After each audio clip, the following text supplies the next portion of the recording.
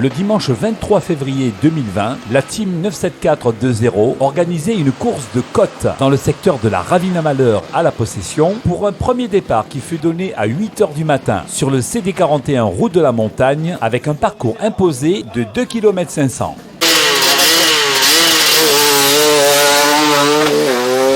parti, GLTGR numéro 6, premier concurrent, assez lancé dans l'ordre des chronos de ce matin.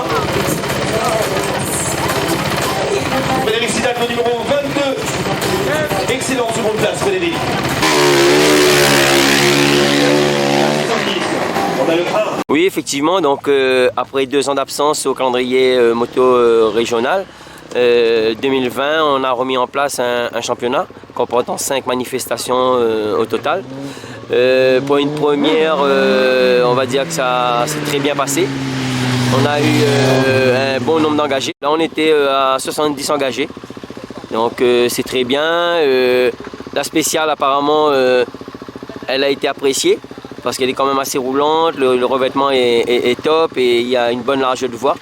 Donc, les pilotes, ils ont vraiment apprécié aussi bien qu'ils soient en routière ou en super motard ou les gros scooters aussi. Parce que par rapport à la demande importante de cette cylindrée-là, on était obligé de créer une catégorie qui s'appelle les scouts XL. Donc on a eu pas mal de gros scooters. Donc pour moi, c'est bien. En fait, il y a un championnat national de course de côte. En l'occurrence, là, au mois de novembre, on aura la finale du championnat de France de course de côte qui va se passer en Martinique. En fait, là, j'ai commencé à faire la démarche auprès de la Fédé et le président de la Martinique pour éventuellement faire rouler un ou plusieurs pilotes sur la finale du championnat de France de course de côte au mois d'octobre. Donc voilà, j'attends un petit peu les retours de la métropole, mais ça devrait se faire, je pense. Team 97420, on est un club qui essaie de faire plaisir à tous les types de pilotes, aussi bien qu'ils fassent du bitume, de la terre ou autre. Donc là, on a voulu mettre en place un championnat de course de côte avec le team Podium aussi, qui nous aide sur ce championnat-là, parce qu'en fait, il n'y a pas beaucoup de clubs qui veulent se lancer dans ce genre de manifestation, car c'est lourd en organisation, en paperasse, et surtout en termes d'autorisation.